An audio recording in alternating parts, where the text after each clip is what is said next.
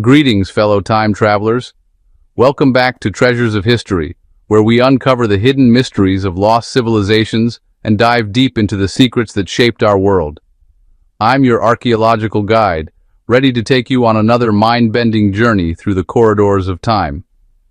Today's discovery will send chills down your spine. We're about to reveal the untold truth behind one of history's most dramatic moments: the final days of Egypt's last pharaoh. Before we unveil these incredible treasures, make sure to subscribe and hit that notification bell. Trust me, you don't want to miss the ancient mysteries we're about to reveal. Act 1. The mystery begins. Picture this scene with me. August, 30 BCE. The scorching Egyptian sun beats down on Alexandria, once the jewel of the Mediterranean. Inside her palace, a queen stands alone, knowing that the greatest empire on earth is about to fall. But here's the mystery that has baffled historians for over 2,000 years. What really happened in those final days? Did she truly die from a snake bite, or was there something far more calculated at play? Today we're diving deep into the archaeological evidence, the recent discoveries, and the shocking truth about Cleopatra's last stand. What we'll uncover will challenge everything you thought you knew about ancient Egypt's most legendary queen. Act 2. The world Cleopatra knew. Let's travel back in time together. By 30 BCE, Egypt was no longer the mighty superpower it had been for 3,000 years. The Nile still flowed with life, but Rome was rising like a storm on the horizon. And Egypt? Egypt was next on their list. But here's what will blow your mind about Cleopatra VII. She wasn't just royalty sitting on a golden throne. This woman was a living goddess, educated in philosophy, politics, astronomy, and an incredible 8 languages. Can you imagine that? While most rulers of her time could barely read, Cleopatra could negotiate with Greek diplomats, charm Roman generals, and speak directly to her Egyptian subjects, all in their native tongues. She didn't rule with brute military force like other monarchs. No, fellow explorers, she ruled with pure strategic genius.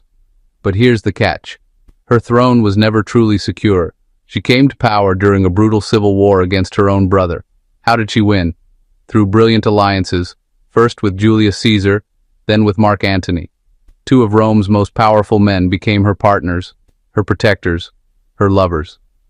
But now, both men were gone, and Rome had a new master, Octavian, the adopted son of Caesar himself. This man had one singular obsessive goal: destroy Cleopatra and absorb Egypt into the Roman Empire. The stage was set for one of history's most dramatic showdowns. Act 3. The battle that changed everything.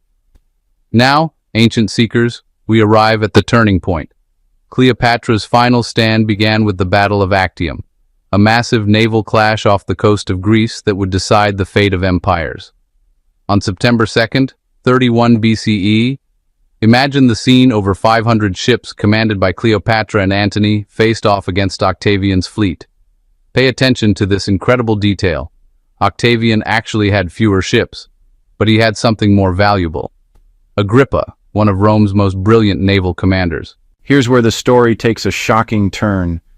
Cleopatra's ships were massive, heavily armed fortresses on water, but they had a critical weakness: they were slow. My fleet cut them apart with lightning speed and superior maneuverability. Then came the moment that stunned the ancient world. Cleopatra's flagship suddenly broke formation and fled the battle. Antony, seeing his queen retreat, abandoned his own command and followed her. Their entire fleet collapsed. Their army surrendered. The battle was lost. But here's the question that has puzzled historians for centuries. Was this cowardice, or was it strategy? Recent historical analysis suggests Cleopatra may have been trying to preserve her forces for a final defense of Egypt. We may never know the truth, but what happened next would seal her fate forever. Act 4. Preparing for the end. Back in Alexandria, Cleopatra and Antony waited for Rome's inevitable vengeance. But this is where Cleopatra's genius truly shines, my fellow time detectives. She knew exactly what would happen if Octavian captured her alive. She'd be dragged through the streets of Rome in chains, paraded as a trophy, mocked and humiliated before jeering crowds. The last queen of Egypt, the living goddess, reduced to nothing more than a spectacle in Rome's triumph. For a woman of my pride and power, this fate was worse than death itself. So she crafted an escape, not from Egypt, but from humiliation. Here's what recent archaeological evidence reveals. Cleopatra began constructing her own mausoleum next to the Temple of Isis. She filled it with gold, precious art, and all the symbols of royal divinity. This wasn't just a tomb, it was a statement of defiance. But pay attention to this brilliant move. She told Octavian she wished to negotiate. She offered him treasure. She offered terms of surrender.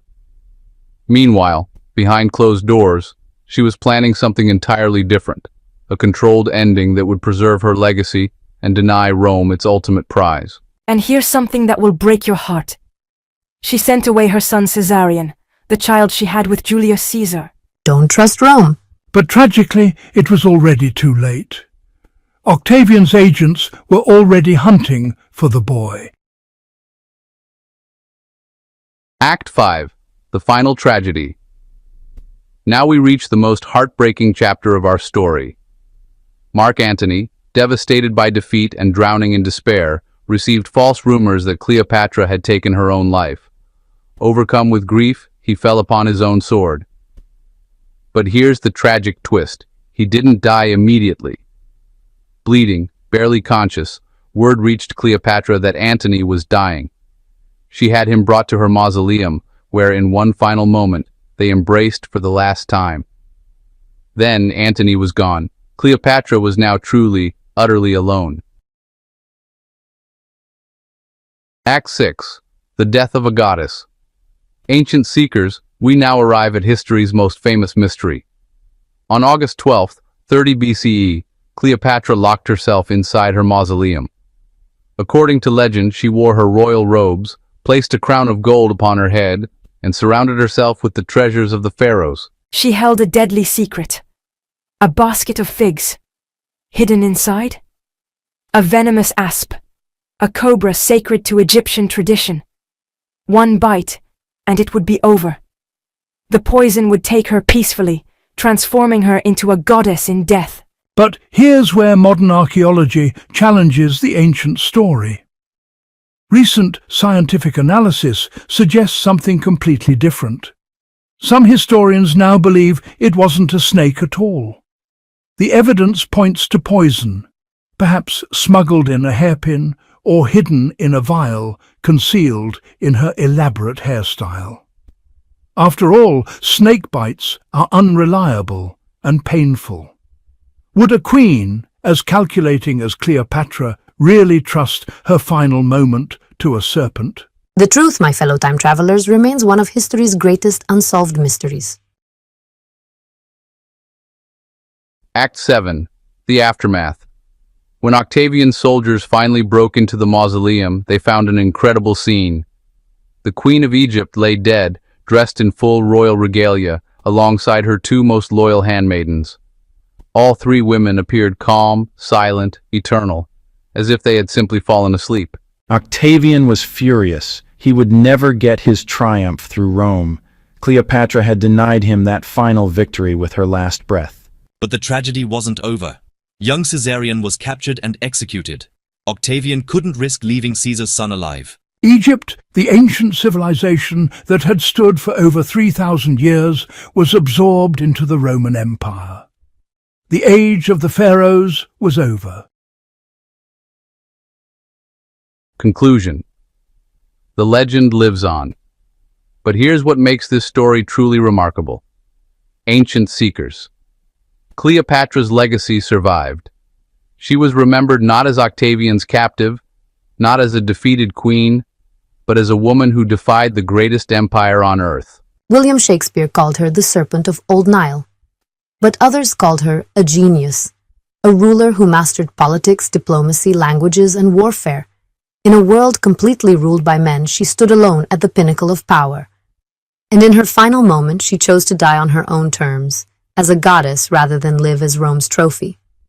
History remembers Cleopatra as a temptress, a seductress, a mystery wrapped in legend. But when we examine the archaeological evidence and look beyond the Roman propaganda, her final days reveal something much deeper: unshakable courage, absolute control, and an indomitable will that refused to be broken even by the might of Rome. Closing. Call to action. So what do you think, fellow time travelers? Was Cleopatra a master strategist who controlled even her own death? Or was she a desperate ruler making the only choice left to her? Share your theories in the comments below. I read every single one. If this archaeological investigation amazed you, smash that like button and subscribe to Treasures of History for more incredible journeys through time. Hit that notification bell so you never miss our next discovery. Next time, we're traveling to ancient Rome itself to uncover the shocking truth about what really happened after Cleopatra's death. Trust me, you won't want to miss it. This has been the untold story of Cleopatra's final days. Until our next adventure through time, keep exploring, keep questioning, and never stop seeking the treasures of history.